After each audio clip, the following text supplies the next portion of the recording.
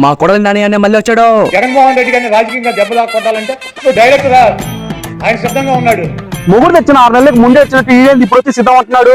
Already గూటం తెంపి 3 నెలలు అయింది. మొండమాకు చెప్పండి, నీ వాయిస్ లో బేసేదిరా. ముందెలా ఉండేవాడివి?